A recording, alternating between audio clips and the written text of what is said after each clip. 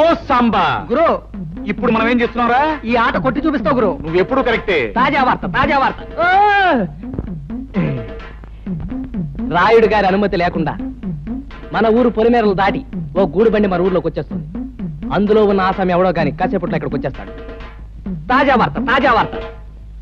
గూడు బండి అయినా గూడ్సు బండి అయినా సరే మా నాన్న అనుమతి లేకుండా ఊళ్ళో రావడమా? సమ్మతించను. గురు నువ్వు సమ్మతించినా ముంగోట పుడుతూ వచ్చేస్తుంది బండి.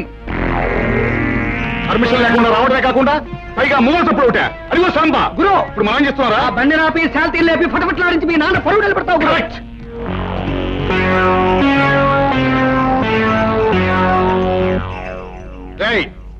బండిలో పడుకున్న బాటుకోనాయాల పర్మిషన్ లేకుండా ఈ ఊళ్ళో కాలెడితే తలగిరిపోతుంది తెలుసా?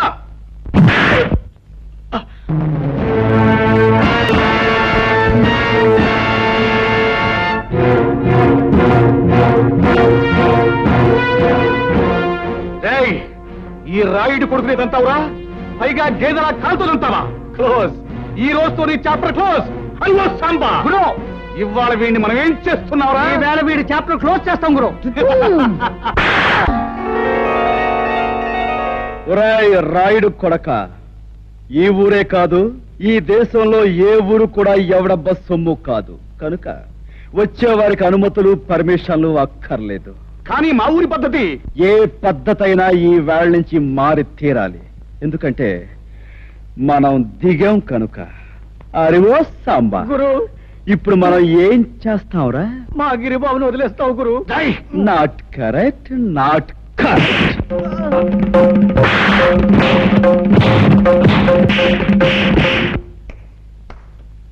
రాయ్ వాడిని తీసుకువెళ్ళి మూతి మీద మొహం మీద కాపలం పెట్టండి. రైట్.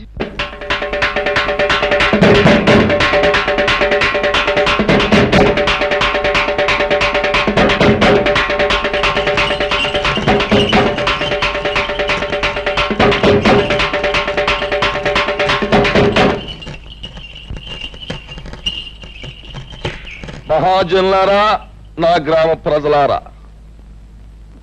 చక్కగా చల్లగా సాగిపోతున్న మన ఊళ్ళోకి ఈ అరిగాడనేవాడు పాములాగా వచ్చి ఇషాన్ని గక్కి ఊర్ని అల్లకల్లోలం చేసేశాడు. అందుకే ఆడి చేత బాగా పొలవ తినిపించి మరీ గెంటేశాను ఊళ్ళోంచి.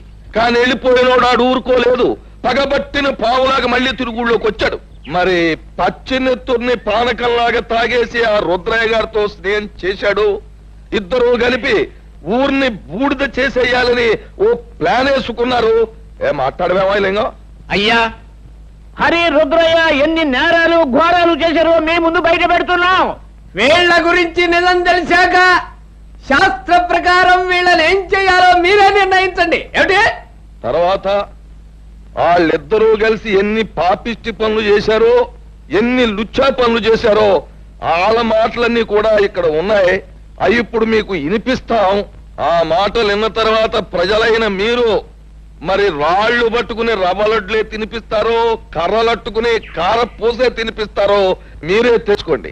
అమ్మాయి పద్మ, ఆ కనెక్షన్ లో వైర్లు జాగ్రత్తగా ఉన్నాయా? అంతా రెడీ నాన్న. పేపర్ వినిపించే ప్రతి మాట సినిమా పాటలా వీధి వీధిన మారుమోగిపోతుంది. ఇక ఆలస్యం ఎందుకు, నొక్కే.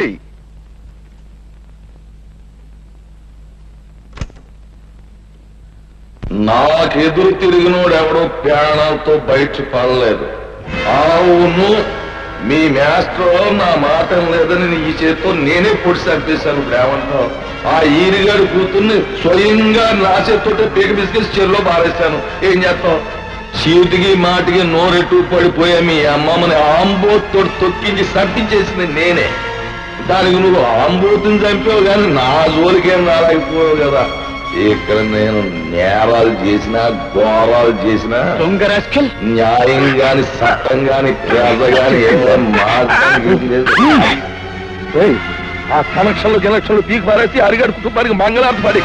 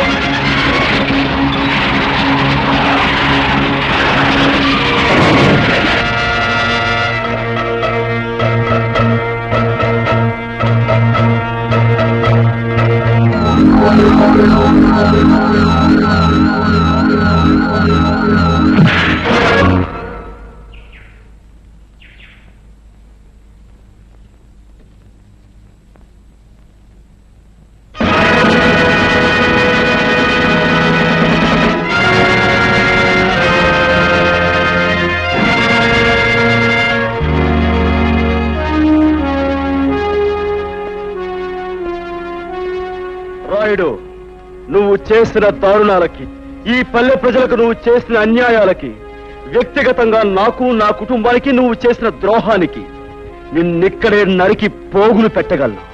కానీ నేను ఆ పని చెయ్యలేను. ఎందుకంటే నేను చట్టానికి బద్ధుణ్ణి. ఈ పల్లెకొచ్చే ప్రతి ఆఫీసర్ని నువ్వు ఏదో రకంగా నోరు మూయిస్తున్నావని తెలిసింది. అందుకే ప్రభుత్వం ప్రత్యేకంగా నీ విషయం తెలుసుకోవడానికే నన్ను ఇక్కడికి పంపించింది. బాధ్యత గల పోలీస్ ఆఫీసర్గా నిన్ను, నీతో పాటు నీ పాపాలను పంచుకున్న ఈ దుర్మార్గుల్ని చట్టానికి అప్పగిస్తాను. బాబు, ఇప్పుడు నువ్వు అన్న ప్రతి మాట యథార్థమేనని ఒప్పుకుంటాను. మీరే శిక్ష చేసినా భరిస్తాను. అమ్మా పద్మ, ఇలా. బాబు, నా రక్తాన్నే పంచుకు పుట్టిన మంచితనం, మానవత్వం కూడా పెంచుకుంది మా పద్మ. దీనికి ఇక నువ్వే తోడుగా ఉండాలి. బాబు, నీ చల్లటి మనసుతో, నీ గుండె నిబ్బరంతో ఈ ఏళ్ళ నుంచి ఈ ఊరిని రామరాజ్యం చెయ్యాలి అని నేను కోరుకుంటున్నాను. అందరూ నన్ను మన్నించండి. చలో చలో.